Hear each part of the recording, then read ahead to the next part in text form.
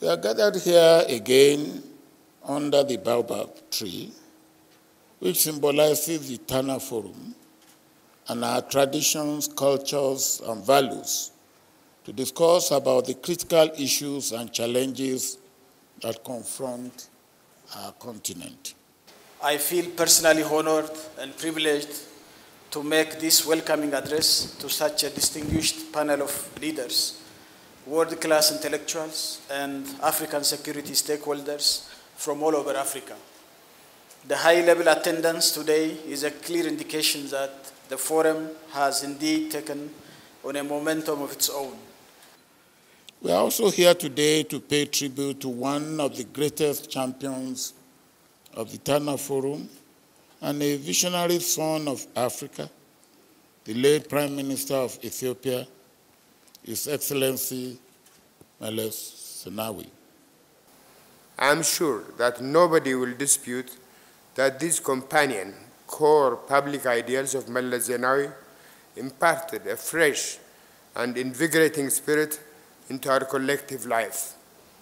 The subject of this forum was close to Meles's heart, and it is indeed fitting that a conference on security should be held in Ethiopia. Then, of course, there is a matter of organized crime. It's a matter of organized crime. It's clearly an important part, which is why the forum decided to draw particular attention to this.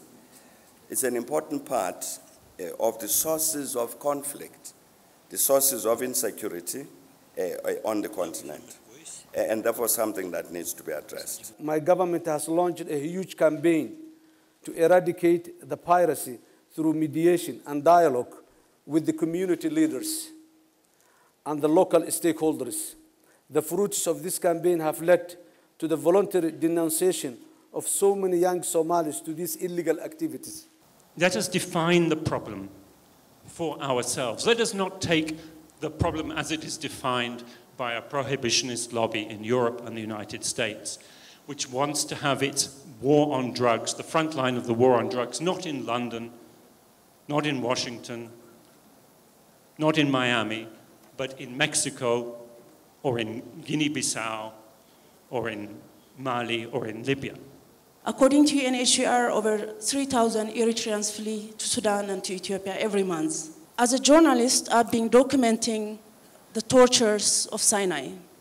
It's a tragedy that had been ignored by the international community. I really challenge many of us here in our different capacities, especially our elders, to take this issue of the young people extremely seriously at the heart of your policy decisions. Because if we are the majority, the young generation are the majority, and you're not putting them and their consideration at the heart of your decisions, then we're wasting time.